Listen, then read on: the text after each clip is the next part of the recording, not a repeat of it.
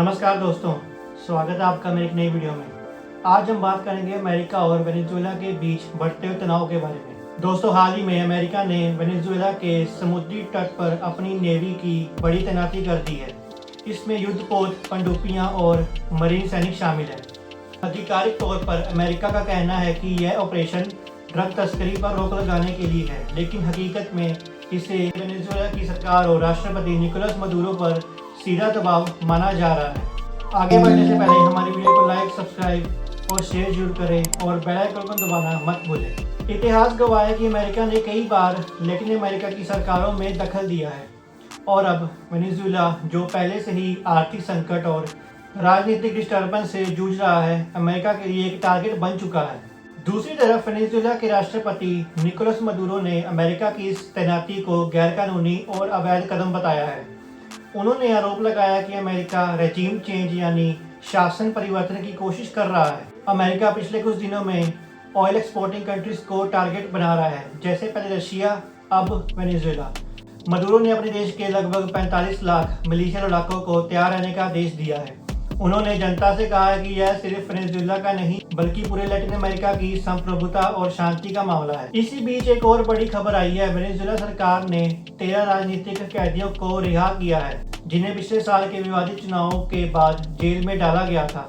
इनमें से 8 को पूरी तरह आज़ादी मिली है, जबकि 5 को घर में नजरबंद कर दिया गया है। विशेषज्ञ मानते हैं कि यह कदम अमेरिका और अंतर्राष्ट्रीय दबाव के चलते उठाया गया है, ताकि मदुरो सरकार अपनी छवि सुधार सके और बातचीत के रास्ते खुले रहें। दोस्तों, अमेरिका और वेनेजुएला के बीच एक और बड़ा विवाद चल रहा है और वो है सिटगो, वेनेजुएला की सबसे अहम ऑयल रिफाइनरी कंपनी। अमेरिका अदालत के आदेश पर इसका ऑक्शन चल रहा है, जहां कई बड़े बड़े ग्रुप्स बोली लगा रहे हैं। अगर सिटगो किसी दूसरे हाथ में चला गया तो वेनेजुएला की अर्थव्यवस्था पर और भी बड़ा झटका लग सकता है, क्योंकि तेल ही उनकी सबसे बड़ी आय का स्रोत है। यह पूरा विवाद सिर्फ अमेरिका और वेनेजुएला तक सीमित नहीं है। इसका असर पूरे दक्षिण अमेरिका, कैरेबियन देशों और यहाँ तक कि वैश्विक तेल बाजारों पर पड़ सकता है।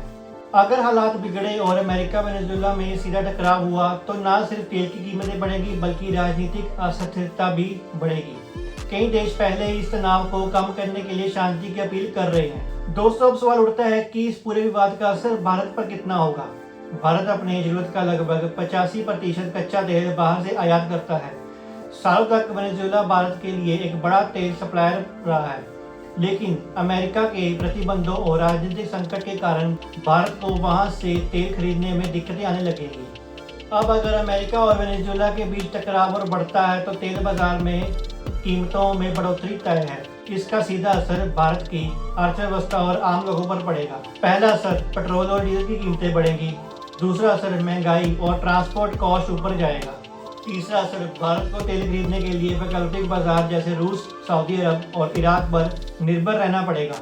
तो दोस्तों, अमेरिका और वेनेजुएला का ये संघर्ष केवल लैटिन अमेरिका तक सीमित नहीं है। इसका असर पूरी दुनिया और भारत पर भी पड़ रहा है। तेल की कीमतें, आर्थिक स्थिरता और ऊर्जा सुरक्षा सीधे सीधे इस संकट से जुड़ी हैं। यानी एक तरफ अमेरिका और मदुरो का सत्ता संघर्ष है, दूसरी ओर आम देशों पर और आम लोगों की जेब पर इसका असर पड़ रहा है। दोस्तों, आपको क्या लगता है, क्या भारत को अमेरिका के साथ चलना चाहिए या वेनेजुएला से भी संबंध बनाए रखने चाहिए? अपने विचार हमें कमेंट में जरूर बताइए। आज के लिए बस इतना ही, फिर मिलेंगे एक नई वीडियो में। तब तक के लिए साइनिंग ऑफ।